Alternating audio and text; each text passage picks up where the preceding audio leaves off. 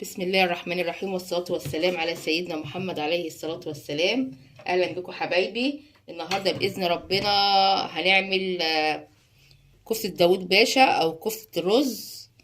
زي ما احنا شايفين جايبين حزمة بقدونس، رز مطحون. ممكن تجيبيه جاهز من السوبر ماركت أو ممكن تطحنيه انت عادي، يعني طحنه سهل جدا. في بتاعت التوابل بيتدحن بكل سهولة، ولحمة مفرومة، فلفلاية خضراء طبعا حسب الرغبة، عاوزة شطة مش عاوزة شطة، بصلاية متوسطة، 4 فصوص ثوم، ملح وفلفل اسود. بس هو ده كل اللي احنا عاوزينه في الكفتة. هنعمل بسرعة كده عشان ما نطولش عليكم. العروش دي كلها هنشيلها طبعا كده. ممكن تنفعنا بعد كده في ان احنا نعمل ديكور للطبق بعد ان شاء الله باذن الله ما نعمله، ما نرميهمش يعني، كله بنستفيد بيه وكله ان شاء الله باذن الله كويس. طبعا الكفته دي جميله جدا في الشتاء. هنقطع يعني احنا كده كده هنفرم كل ده في الكبه، بس برضو نحاول نقطع البقدونس.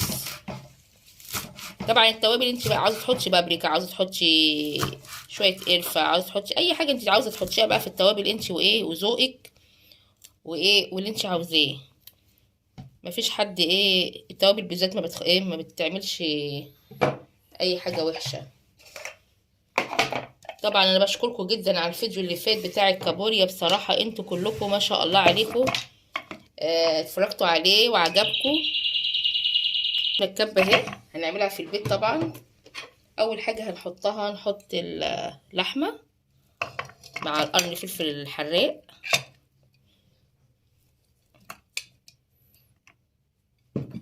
وهنحط شويه رز من اللي احنا طحنينهم. طبعا هي حوالي نص كيلو لحمه على نص كوبايه رز وطحنينه في قلب الكبه.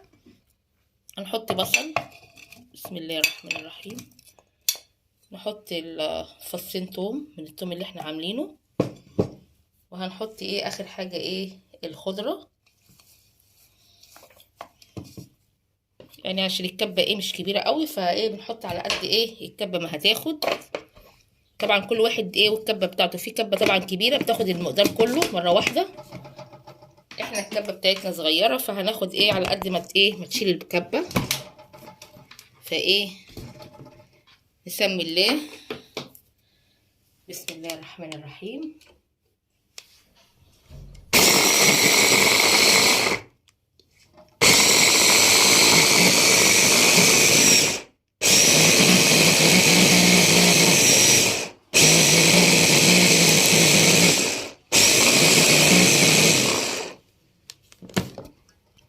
اهي نحاول بقى نقلب كده عشان كله يتطحن وكله يتجلس مع بعضه.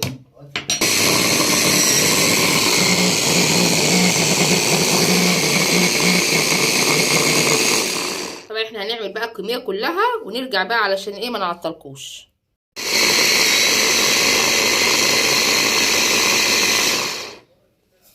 كده خلصنا. بصوا بعد ما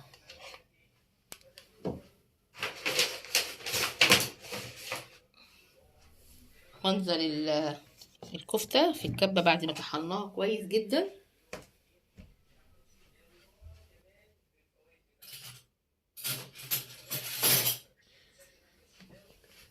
نجيب بقى الطبق ونفضي نفضي كل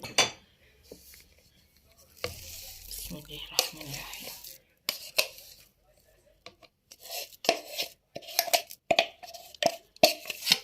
اسرع كفتة ممكن تعمليها هي كفتة الرز. الرز مطحون واللحمة مفرومة خلاص. في بصلاية هي ما اتفرمتش. بسم الله الرحمن الرحيم، والصلاة والسلام على سيدنا محمد. صلاة تفكي بيها الكرب وتحلي بيها العقد.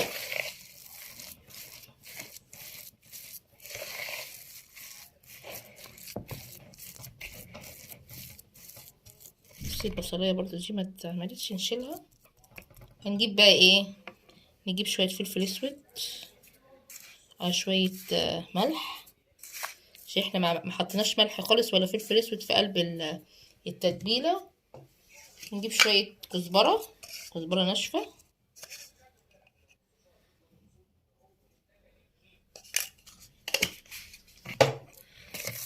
حطينا ملح وفلفل اسود وكزبرة.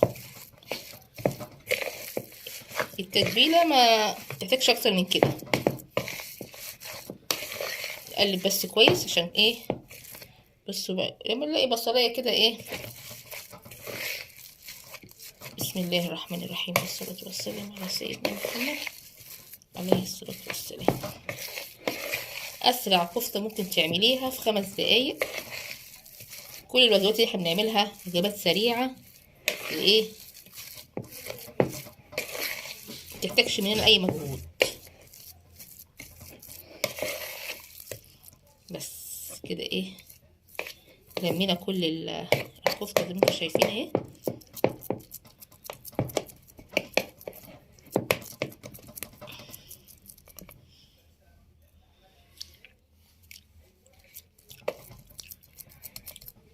حاسه ان هي عاوزه شويه ملح تاني.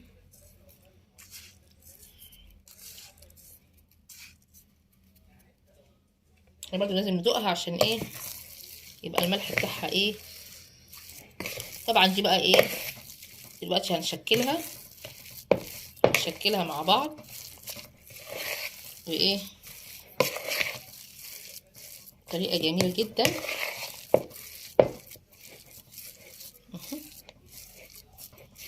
نجيبها تاني كده،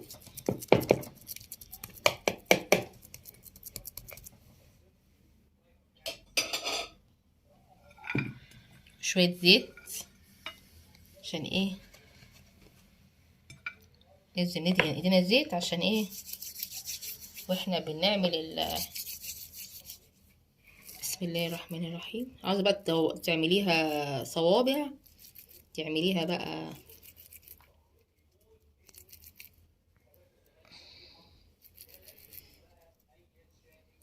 نظبطها كده. دي بقى تتحطي في الصلصة، تحمريها كده جنب بطاطس الشيبسي، تبقى وجبة عشاء غدا جنب شوية مكرونة. يعني الدنيا ايه، تبقى جميلة جدا.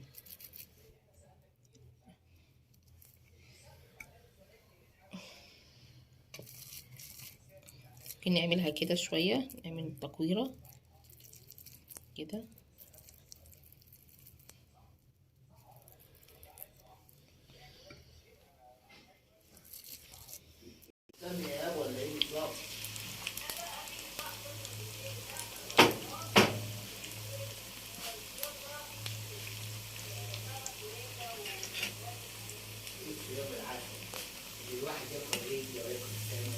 بصوا حلاوة الجمال ده، صيام عسل قوي. ده غير بقى الحلاوة الطحينية والطعمية والشاي والبتنجان. اللهم اني صايم.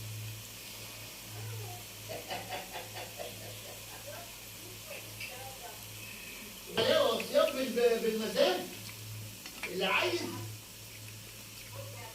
ده الصيام ده يا عم، ده الصيام ده فرض.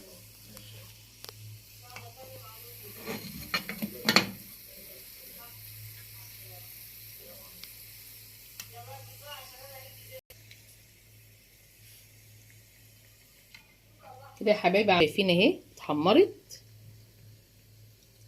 ارجو يكون الفيديو عجبكم، تجربوها ان شاء الله باذن الله. ولو سمحتوا يعني ايه، ما تنسوش اللايكات، عشان اللايكات بتبقى قليله قوي وانا بعمل الواجب يعني.